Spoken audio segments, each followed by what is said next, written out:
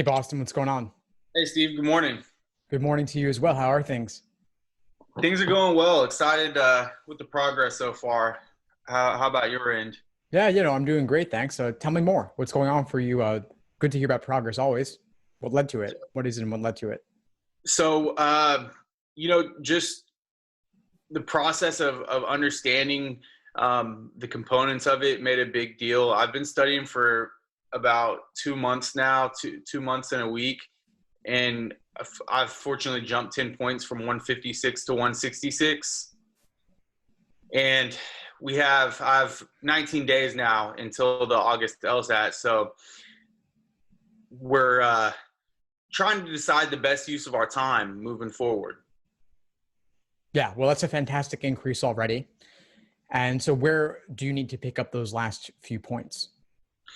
So I'm missing on some flaw questions and some of the harder sufficient assumption questions. Okay. And what does your review process look like? So I've been doing full practice exams 2 to 3 times a week.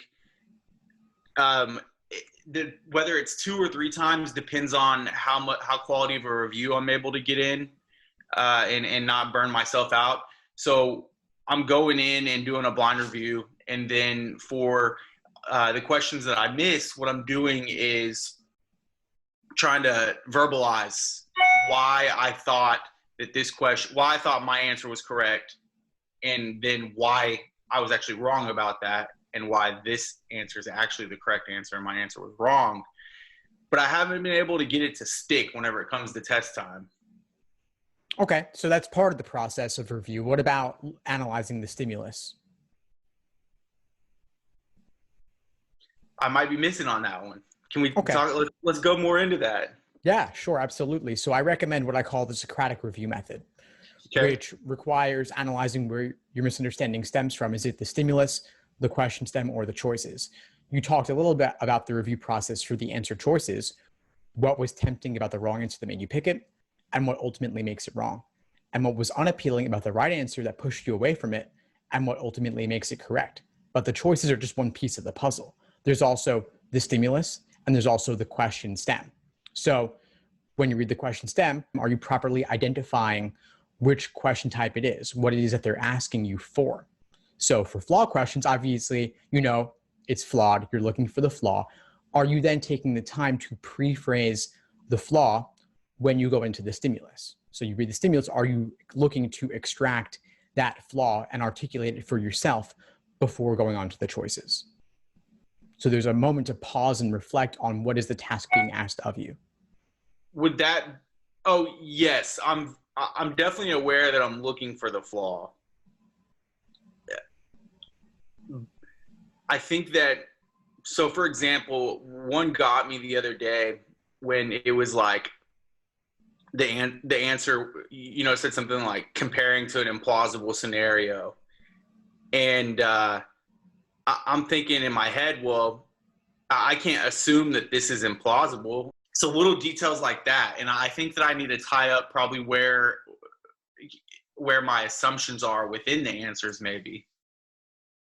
And that's part of what review can help you do, is to help you find where that line is of what is reasonable to assume and what's crossing the line. Sometimes you can't articulate this theoretically. It can only be done through reviewing a lot of questions and getting a better intuitive understanding. Got it. So could you give me a little more details about the Socratic review? Yeah. So I talked about the choices. We talked about the question stem. There's also the stimulus. So you want to think about what about the stimulus may have tripped you up. Was there a particular method of reasoning that you weren't able to fully absorb?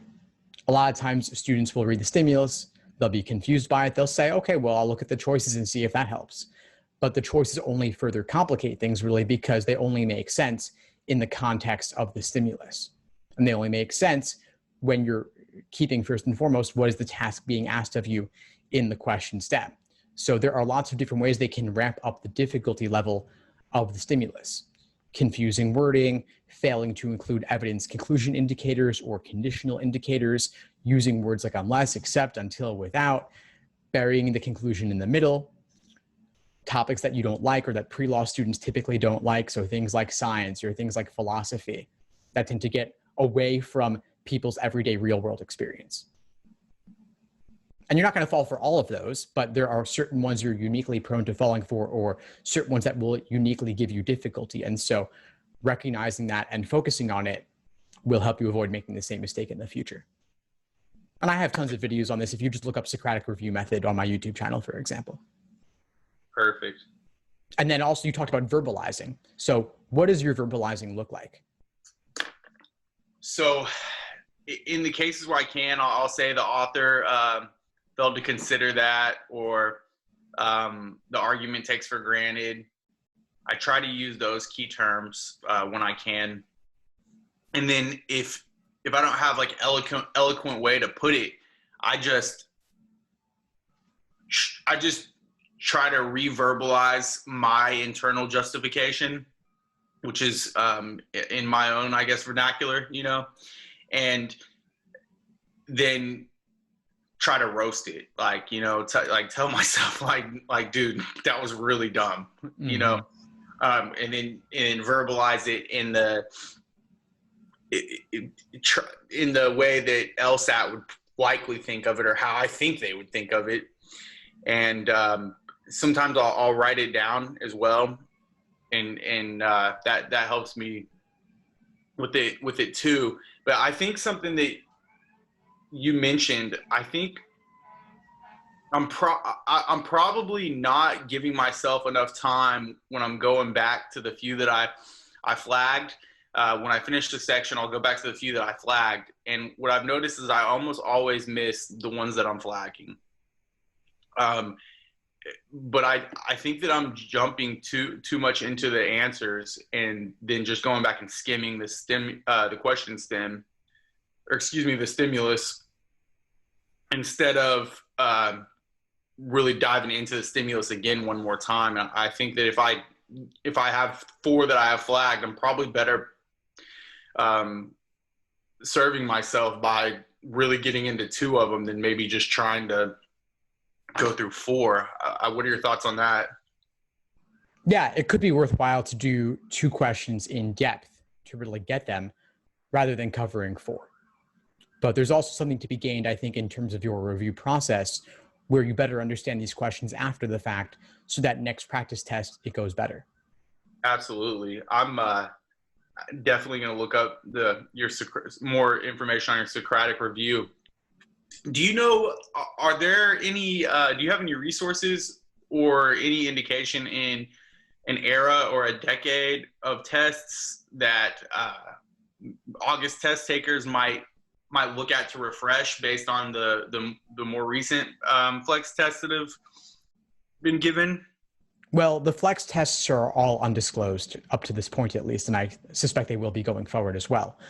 But LSAC is pulling from past exams from the past decade that were undisclosed. So, as always, more recent exams are more relevant. If you review anything from the past decade, you'll be reasonably prepared for whatever may come your way. So, with only a few weeks left till August, I wouldn't spend time on exams in the 20s and 30s. Those prep test numbers, I would stick with prep test numbers primarily in the 70s and 80s. Perfect. And I know I've heard you talk about it before, but I don't remember your exact position. We've talked about it actually a little bit, about burnout. I asked you, how do you know that, how can you tell you're starting to burn out? And I realized how you can tell about a week after asking you that. If a person feels like they're processing the full exam and they're processing their review, do you think that it's okay to take more than 2 tests in a week leading up to it, or do you think that you're just likely going to burn yourself out and that it's inevitable? It's not necessarily inevitable, especially for the flex where you're doing 3-section exams, presumably, not 5 or 4 even. So it's more possible to do more exams than it was in the past for practice. But I would also look to see what increasing the depth of your review could do for you in terms of benefit, and then also how much time it would take. If you're reviewing these in enough depth, you may not have time to do 3 exams and review all the questions you get wrong and all the ones you have difficulty with. So what is your opinion on question type drilling? Do you think that I should maybe go in and do just flaw question type and sufficient assumption question type and just drill a mix of those? Yeah, it sounds like you've noticed that that's a weak area or a trend you want to focus on. So I would drill that on the side. So maybe you want to do 2 exams a week, review those in depth, and then rather than doing a 3rd exam, you drill flaw questions, you drill sufficient assumption questions. Awesome. Cool. It sounds like you got plenty to keep you busy over the next few weeks, but also avoiding doing too much, avoiding the burnout. So taking breaks as well. Absolutely. Yes, sir. Awesome. Any other questions for today? No, it's all the questions I have. Do you have any for me? I guess I would ask you, how much time would you aim to spend on reviewing full-length exams? Each exam that you do. Early on, I was spending 3 to 4 hours whenever I was missing 25 to 30 in the full length or the 4-section exams. Now that I'm prepping the flex 3-section exams, I'm missing more in the 7 to 12 range. And so with those, not missing logic games at all. So it's been a lot shorter, maybe about an hour and a half to 2 hours. And that's primarily all on LR. My LG's been, I've missed like 1 here and there, 1 or 2 here and there. And then with the reading comprehension, I'm pretty consistent around -3.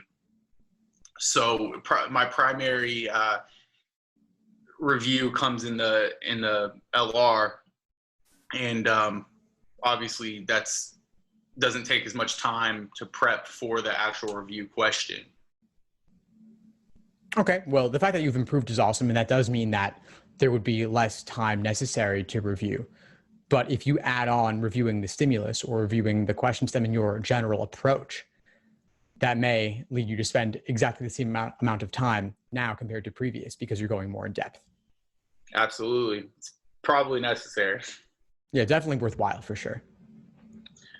Cool. I really appreciate your time, and I love your YouTube channel and your blog posts and podcasts.